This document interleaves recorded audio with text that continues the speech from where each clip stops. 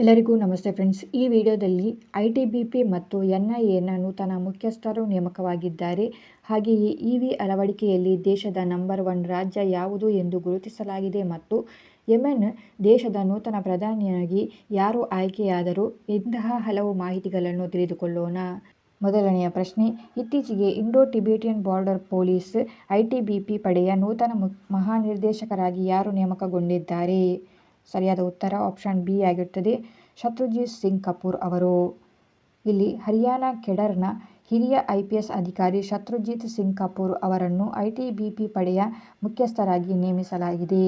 ಇದೇ ವೇಳೆಗೆ ಮತ್ತೊಬ್ಬ ಹಿರಿಯ ಅಧಿಕಾರಿಯಾದ ಪ್ರವೀಣ್ ಕುಮಾರ್ ಅವರನ್ನು ಗಡಿ ಭದ್ರತಾ ಪಡೆಯ ಅಥವಾ BSPಯ ನೂತನ ಮಹಾನಿರ್ದೇಶಕರನ್ನಾಗಿ ನೇಮಕ ಮಾಡಲಾಗಿದೆ. ನೆನಪಿಟ್ಟುಕೊಳ್ಳಿ, BSF ಗಡಿ ಭದ್ರತಾ ಪಡೆಯ ನೂತನ ಮಹಾನಿರ್ದೇಶಕರಾಗಿ ಪ್ರವೀಣ್ ಕುಮಾರ್ ಅವರನ್ನು ನೇಮಿಸಲಾಗಿದೆ ಹಾಗೂ ITBP ಪಡೆಯ ಮುಖ್ಯಸ್ಥರಾಗಿ ಶತ್ರುಜಿತ್ ಸಿಂಗ್ ಕಪೂರ್ ಅವರನ್ನು ನೇಮಿಸಲಾಗಿರುತ್ತದೆ. ಇಲ್ಲಿ ITBPಯ ಬಗ್ಗೆ ಮಾಹಿತಿ. ಇದರ ಸ್ಥಾಪನೆ 24 ಅಕ್ಟೋಬರ್ 1962ರಲ್ಲಿ ನಡೆಯಿತು. ಚೀನಾ ಯುದ್ಧದ ನಂತರ ಧ್ಯೇಯವಾಕ್ಯ ಶೌರ್ಯ, ದೃಢತಾ, ಕರ್ಮನಿಷ್ಠ ಆಗಿರುತ್ತದೆ. ಇದು ಭಾರತದ 7 ಕೇಂದ್ರ ಸಶಸ್ತ್ರ ಪೊಲೀಸ್ ಪಡೆಗಳಲ್ಲಿ ಒಂದಾಗಿದೆ ಮತ್ತು ಮುಖ್ಯವಾಗಿ ಭಾರತ-ಚೀನಾ ಗಡಿಯನ್ನು ಕಾಯುತ್ತದೆ. ಈ ITBP ಮತ್ತು BSF ಇದು ಕೇಂದ್ರ ಗೃಹ ಸಚಿವಾಲಯದ ಅಡಿಯಲ್ಲಿ ಬರುತ್ತದೆ. ಮುಂದಿನ ಪ್ರಶ್ನೆ, ಭಾರತದ ಪ್ರಮುಖ ಭಯೋತ್ಪಾದನಾ ನಿಗ್ರಹ ಸಂಸ್ಥೆಯಾದ ರಾಷ್ಟ್ರೀಯ ತನಿಖಾ ಸಂಸ್ಥೆಯ ನೂತನ ಮಹಾನಿರ್ದೇಶಕರನ್ನಾಗಿ ಯಾರು ನೇಮಕಗೊಂಡಿದ್ದಾರೆ? ಉತ್ತರವು ಆಪ್ಷನ್ ಬಿ ಆಗಿರುತ್ತದೆ, ರಾಕೇಶ್ ಅಗರ್ವಾಲ್ ಅವರಾಗಿರುತ್ತಾರೆ. ಕೇಂದ್ರ ಸರ್ಕಾರವು 1994ರ ಬ್ಯಾಚ್ನ ಹಿಮಾಚಲ ಪ್ರದೇಶ ಕೆಡರ್ನ IPS ಅಧಿಕಾರಿಯಾದ ರಾಕೇಶ್ ಅಗರ್ವಾಲ್ ಅವರನ್ನು NIAಯ ನೂತನ ಮುಖ್ಯಸ್ಥರನ್ನಾಗಿ ನೇಮಿಸಿದ್ದಾರೆ. ಇವರು ಆಗಸ್ಟ್ 31, 2028ರವರೆಗೆ ಈ ಹುದ್ದೆಯಲ್ಲಿ ಮುಂದುವರಿಯಲಿದ್ದಾರೆ. ಇವರಿಗಿಂತ ಮೊದಲು ಸದಾನಂದ ವಸಂತ ದಾತೆ ಅವರು ಈ ಹುದ್ದೆಯಲ್ಲಿದ್ದರು. ಅವರನ್ನು ಈಗ ಮಹಾರಾಷ್ಟ್ರದ DGPಯಾಗಿ ವರ್ಗಾವಣೆ ಮಾಡಲಾಗಿರುತ್ತದೆ. NIA ಬಗ್ಗೆ ಮಾಹಿತಿ. 2008ರ ಮುಂಬೈ ದಾಳಿಯ ನಂತರ 2008ರ NIA ಕಾಯ್ದೆಯ ಅಡಿಯಲ್ಲಿ ಇದನ್ನು ಸ್ಥಾಪಿಸಲಾಯಿತು. ಇದರ ಕಾರ್ಯಾರಂಭ 2009ರಲ್ಲಿ ಆಯಿತು. NIAನ ಕೇಂದ್ರ ಕಚೇರಿ ನವದೆಹಲಿಯಲ್ಲಿದೆ. ಇದು ಕೇಂದ್ರ ಗೃಹ ಸಚಿವಾಲಯದ ಅಡಿಯಲ್ಲಿ ಬರುತ್ತದೆ. ಮುಂದಿನ ಪ್ರಶ್ನೆ, ಭಾರತದ ಮೊದಲ ಅಂತಾರಾಷ್ಟ್ರೀಯ ಬಹು ಹಂತದ ವೃತ್ತಿಪರ ರಸ್ತೆ ಸೈಕ್ಲಿಂಗ್ ರೇಸ್ ಆದ ಪುಣೆ ಗ್ರ್ಯಾಂಡ್ ಟೂರ್ 2026ರ ಗುಡ್ವಿಲ್ ಅಂಬಾಸಿಡರ್ ಆಗಿ ಯಾರು ನೇಮಕಗೊಂಡಿದ್ದಾರೆ? ಇದರ ಉತ್ತರ ಆಪ್ಷನ್ ಸಿ, MS ಧೋನಿ ಅವರನ್ನು ನೇಮಿಸಲಾಗಿದೆ. ಭಾರತದ ಮಾಜಿ ಕ್ರಿಕೆಟಿಗ ನಾಯಕ MS ಧೋನಿ ಅವರನ್ನು ಜನವರಿ 16ರಿಂದ 23ರವರೆಗೆ ಪುಣೆಯಲ್ಲಿ ನಡೆಯಲಿರುವ ಬಜಾಜ್ ಪುಣೆ ಗ್ರ್ಯಾಂಡ್ ಟೂರ್ 2026ರ ರಾಯಭಾರಿಯನ್ನಾಗಿ ನೇಮಿಸಲಾಗಿದೆ.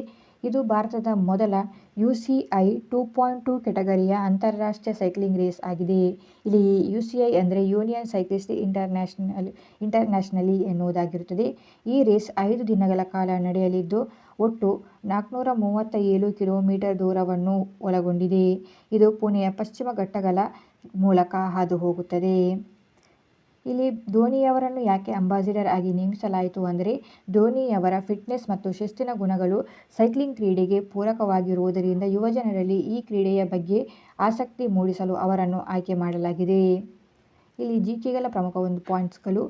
ಪುಣೆ ಮಹಾರಾಷ್ಟ್ರ ಇದನ್ನು ಭಾರತದ ಸೈಕ್ಲಿಂಗ್ ರಾಜಧಾನಿ ಎಂದು ಮರುಸ್ಥಾಪಿಸುವ ಗುರಿಯನ್ನು ಕೂಡ ಹೊಂದಿರಲಾಗಿದೆ. ಈ ಕ್ರೀಡೆಯನ್ನು ಯಾರು ಆಯೋಜಿಸಿದ್ದಾರೆ ಅಂದರೆ ಪುಣೆ ಜಿಲ್ಲಾಡಳಿತ ಮತ್ತು ಭಾರತೀಯ ಸೈಕ್ಲಿಂಗ್ ಫೆಡರೇಷನ್ ಇದನ್ನು ಆಯೋಜಿಸುತ್ತಿದೆ.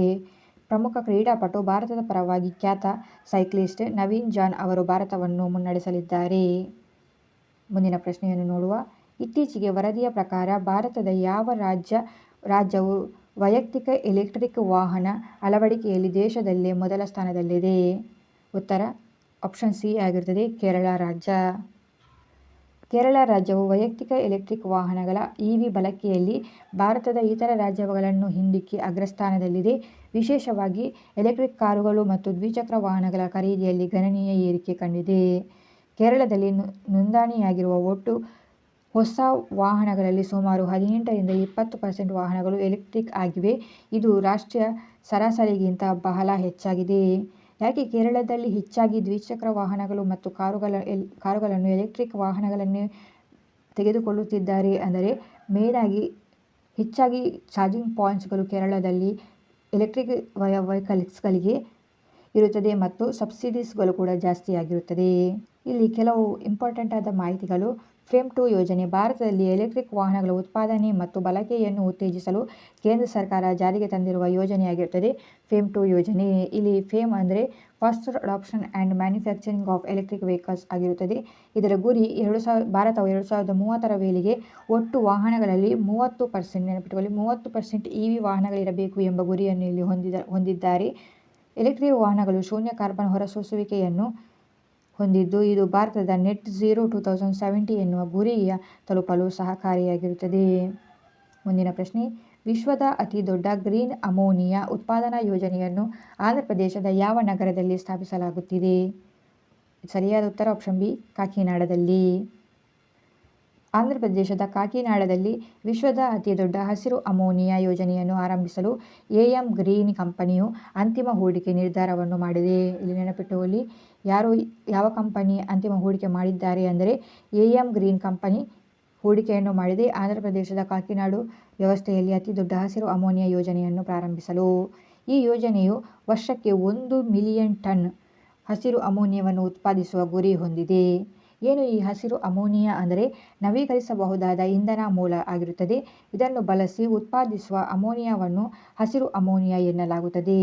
ಇದು ಪರಿಸರ ಸ್ನೇಹಿಯಾಗಿದ್ದು ಕಾರ್ಬನ್ ಹೊರಸೂಸುವಿಕೆಯನ್ನು ಕಡಿಮೆ ಮಾಡುತ್ತದೆ. ಇಲ್ಲಿ ಉತ್ಪಾದನೆಯಾಗುವ ಅಮೋನಿಯಾವನ್ನು ಯುರೋಪ್ ಸೇರಿದಂತೆ ಅಂತಾರಾಷ್ಟ್ರೀಯ ಮಾರುಕಟ್ಟೆಗಳಲ್ಲಿ ರಫ್ತು ಮಾಡಲಾಗುತ್ತದೆ. ಇದಕ್ಕೆ ಸಂಬಂಧಪಟ್ಟಂತೆ ರಾಷ್ಟ್ರೀಯ ಹಸಿರು ಹೈಡ್ರೋಜನ್ ಮಿಷನ್ ಅನ್ನು ಭಾರತವು ಪ್ರಾರಂಭಿಸಿತ್ತು. ಭಾರತವು 2030ರ ವೇಳೆಗೆ ವರ್ಷಕ್ಕೆ 5 ಮಿಲಿಯನ್ ಟನ್ ಹಸಿರು ಹೈಡ್ರೋಜನ್ ಉತ್ಪಾದಿಸುವ ಗುರಿಯನ್ನು ಕೂಡ ಹೊಂದಿದೆ. ಏನು ಈ ಹಸಿರು ಹೈಡ್ರೋಜನ್ ಮತ್ತು ಹಸಿರು ಅಮೋನಿಯಾಗೆ ಇರುವ ಡಿಫರೆನ್ಸ್ ಅಂದರೆ ಸೌರಶಕ್ತಿಯ ಸಹಾಯದಿಂದ ನೀರನ್ನು ಒಡೆದಾಗ ಗ್ರೀನ್ ಹೈಡ್ರೋಜನ್ ಸಿಗುತ್ತದೆ. ಇದು ಅತ್ಯಂತ ಶುದ್ಧ ಇಂಧನ. ಆದರೆ ಇದನ್ನು ಒಂದು ಕಡೆಯಿಂದ ಇನ್ನೊಂದು ಕಡೆಗೆ ಸಾಗಿಸುವುದು ತುಂಬ ಸವಾಲಿನ ಕೆಲಸ ಆಗಿರುತ್ತದೆ. ಹಾಗಾಗಿ ಇದೇ ಕಾರಣಕ್ಕೆ ಆ ಹೈಡ್ರೋಜನ್ ಅನ್ನು ಗಾಳಿಯಲ್ಲಿರುವ ನೈಟ್ರೋಜನ್ ಜೊತೆ ಸೇರಿಸಿ ಗ್ರೀನ್ ಅಮೋನಿಯಾವಾಗಿ ಪರಿವರ್ತಿಸಲಾಗುತ್ತದೆ. ಅಮೋನಿಯಾ ಇದು ದ್ರವ ರೂಪದಲ್ಲಿ ಸುಲಭವಾಗಿ ಹಡಗುಗಳ ಮೂಲಕ ಪ್ರಪಂಚದಾದ್ಯಂತ ಸಾಗಿಸಬಹುದಾಗಿರುತ್ತದೆ. ಸೊ ಈ ಮಾಹಿತಿಗಳನ್ನು ನೆನಪಿಟ್ಟುಕೊಳ್ಳಿ, ಇಂಪಾರ್ಟೆಂಟ್ ಆದ ಮಾಹಿತಿಗಳಾಗಿರುತ್ತದೆ. ಇಲ್ಲಿ ಆಂಧ್ರಪ್ರದೇಶದ ಕಾಕಿನಾಡಿನಲ್ಲಿ ವಿಶ್ವದ ಅತಿ ದೊಡ್ಡ ಹಸಿರು ಅಮೋನಿಯಾ ಯೋಜನೆಯನ್ನು AM ಗ್ರೀನ್ ಈ ಕಂಪನಿ ಹೂಡಿಕೆಯ ಮುಖಾಂತರ ಪ್ರಾರಂಭಿಸಲಾಗುತ್ತಿದೆ ಅಂತ ನೆನಪಿಟ್ಟುಕೊಳ್ಳಿ. ಮುಂದಿನ ಪ್ರಶ್ನೆ, ಬಹುಭಾಷಾ AI ಆಡಳಿತವನ್ನು ಉತ್ತೇಜಿಸಲು ಡಿಜಿಟಲ್ ಇಂಡಿಯಾ ಭಾಷಿಣಿ ಜೊತೆಗೆ ಇತ್ತೀಚೆಗೆ ಒಪ್ಪಂದ ಮಾಡಿಕೊಂಡ ರಾಜ್ಯ ಯಾವುದು? ಉತ್ತರ ಆಪ್ಷನ್ ಬಿ ಆಗಿರುತ್ತದೆ, ಮಧ್ಯಪ್ರದೇಶ. ಮಧ್ಯಪ್ರದೇಶ ಸರ್ಕಾರವು ತನ್ನ ನಾಗರಿಕ ಸೇವೆಗಳನ್ನು ವಿವಿಧ ಭಾಷೆಗಳಲ್ಲಿ ಒದಗಿಸಲು ಕೇಂದ್ರ ಸರ್ಕಾರದ ಡಿಜಿಟಲ್ ಇಂಡಿಯಾ ಭಾಷಿಣಿ ವಿಭಾಗದೊಂದಿಗೆ ಒಪ್ಪಂದವನ್ನು ಮಾಡಿಕೊಂಡಿದೆ.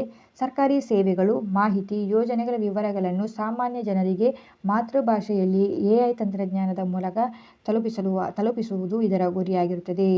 ಈ ಭಾಷಿಣಿ ಮಿಷನ್ ಇದನ್ನು 2022ರಲ್ಲಿ ಪ್ರಧಾನಿ ನರೇಂದ್ರ ಮೋದಿ ಅವರು ಪ್ರಾರಂಭಿಸಿದರು. ಇದು ಕೇಂದ್ರ ಎಲೆಕ್ಟ್ರಾನಿಕ್ಸ್ ಮತ್ತು ಮಾಹಿತಿ ತಂತ್ರಜ್ಞಾನ ಸಚಿವಾಲಯದ ಅಡಿಯಲ್ಲಿ ಬರುತ್ತದೆ. ಇದೇ ಭಾಷಿಣಿ ಯೋಜನೆಯನ್ನು ಬಳಸಿ ನಮ್ಮ ಕರ್ನಾಟಕದಲ್ಲಿ ಕಂದಾಯ ಇಲಾಖೆಯಲ್ಲೂ ಕೆಲವು ಪ್ರಯೋಗಗಳನ್ನು ನಡೆಯುತ್ತಿದೆ. ಮುಂದಿನ ಪ್ರಶ್ನೆ, ಇತ್ತೀಚೆಗೆ ಯೆಮೆನ್ ದೇಶದ ನೂತನ ಪ್ರಧಾನಮಂತ್ರಿಯಾಗಿ ಯಾರು ನೇಮಕಗೊಂಡಿದ್ದಾರೆ? ಉತ್ತರ option D, Ahmed Awad bin Mubarak ಅವರು ನೇಮಕಗೊಂಡಿದ್ದಾರೆ. ಯೆಮೆನ್ ಅಧ್ಯಕ್ಷೀಯ ಮಂಡಳಿಯ ವಿದೇಶಾಂಗ ಸಚಿವರಾಗಿದ್ದ ಅಹ್ಮದ್ ಅವಾನ್ ಬಿನ್ ಮುಬಾರಕ್ ಅವರನ್ನು ದೇಶದ ನೂತನ ಪ್ರಧಾನಮಂತ್ರಿಯಾಗಿ ನೇಮಿಸಿದ್ದಾರೆ. ಇವರಿಗಿಂತ ಮೊದಲು ಮಯೀನ್ ಅಬ್ದುಲ್ ಮಲಿಕ್ ಸಯೀದ್ ಅವರು ಪ್ರಧಾನಿಯಾಗಿದ್ದರು. ಈಗ ಅವರನ್ನು ಅಧ್ಯಕ್ಷೀಯ ಮಂಡಳಿಯ ಸಲಹೆಗಾರರನ್ನಾಗಿ ನೇಮಿಸಲಾಗಿರುತ್ತದೆ. ಇಲ್ಲಿ ಅಹ್ಮದ್ ಅವಾದ್ ಬಿನ್ ಮುಬಾರಕ್ ಅವರು ಈ ಹಿಂದೆ ಅಮೆರಿಕಕ್ಕೆ ಯೆಮನ್ ರಾಯಭಾರಿಯಾಗಿ ಸೇವೆ ಸಲ್ಲಿಸಿದ್ದಾರೆ. ಯೆಮೆನ್ನ ಬಗ್ಗೆ ಮಾಹಿತಿ. ಯೆಮೆನ್ ದೇಶದ ಬಗ್ಗೆ ಮಾಹಿತಿ. ಯೆಮೆನ್ ರಾಜಧಾನಿ ಸಾನಾ ಆಗಿರುತ್ತದೆ. ಪ್ರಸ್ತುತ ಇದು ಹೌತಿ ಬಂಡುಕೋರರ ನಿಯಂತ್ರಣದಲ್ಲಿದೆ. ಸರ್ಕಾರ ತಾತ್ಕಾಲಿಕವಾಗಿ ರಾಜಧಾನಿಯಾಗಿ ಅಡೆನ್ ಅನ್ನು ಇದರ ಕರೆನ್ಸಿಯು ಯೆಮೆನಿ ರಿಯಾಲ್ ಆಗಿರುತ್ತದೆ. ಮುಂದಿನ ಪ್ರಶ್ನೆ, ಇತ್ತೀಚೆಗೆ ಟ್ರಂಪ್ ಆಡಳಿತವು ಎಷ್ಟು ದೇಶಗಳ ವಲಸೆ ವೀಸಾ ಪ್ರಕ್ರಿಯೆಯನ್ನು ತಾತ್ಕಾಲಿಕವಾಗಿ ಸ್ಥಗಿತಗೊಳಿಸಿದೆ? ಉತ್ತರ ಆಪ್ಷನ್ ಸಿ, 75 ದೇಶಗಳ ವೀಸಾವನ್ನು ತಾತ್ಕಾಲಿಕವಾಗಿ ಸ್ಥಗಿತಗೊಳಿಸಿದೆ. ಇದು ಯಾವ ವೀಸಾ ಆಗಿರುತ್ತದೆ ಅಂದರೆ ಇಮಿಗ್ರೆಂಟ್ ವೀಸಾ ಆಗಿರುತ್ತದೆ. ಇಮಿಗ್ರೆಂಟ್ ವೀಸಾವನ್ನು ಟ್ರಂಪ್ ಆಡಳಿತವು ತಾತ್ಕಾಲಿಕವಾಗಿ ಸ್ಥಗಿತಗೊಳಿಸಿರುತ್ತದೆ.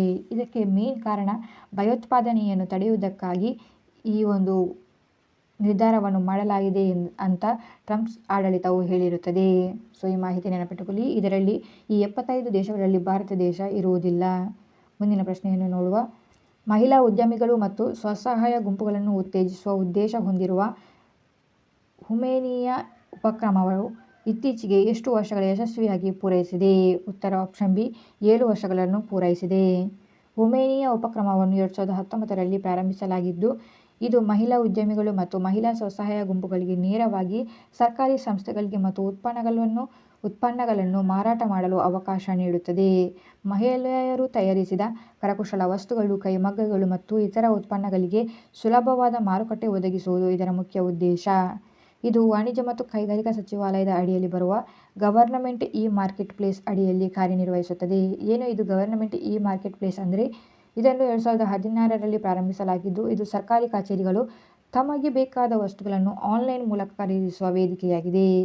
ಈ ಯೋಜನೆಯು ವಿಶ್ವಸಂಸ್ಥೆಯ ಸುಸ್ಥಿರ ಅಭಿವೃದ್ಧಿ ಗುರಿಯಾದ SDG 5 ಲಿಂಗ ಸಮಾನತೆ ಮತ್ತು SDG 8 ಯೋಗ್ಯ ಕೆಲಸ ಮತ್ತು ಆರ್ಥಿಕ ಬೆಳವಣಿಗೆ ಅಡಿಯಲ್ಲಿ ಬರುತ್ತದೆ. ಒಂದು ಸಾಮಾನ್ಯ ಜ್ಞಾನದ ಪ್ರಶ್ನೆ. ಪ್ರಸ್ತುತ ವಾಣಿಜ್ಯ ಮತ್ತು ಕೈಗಾರಿಕಾ ಸಚಿವಾಲಯದ ಸಚಿವರು ಪಿಯೂಷ್ ಗೋಯಲ್ ಆಗಿರುತ್ತಾರೆ. ಈ ಮಾಹಿತಿ ನೆನಪಿಟ್ಟುಕೊಳ್ಳಿ.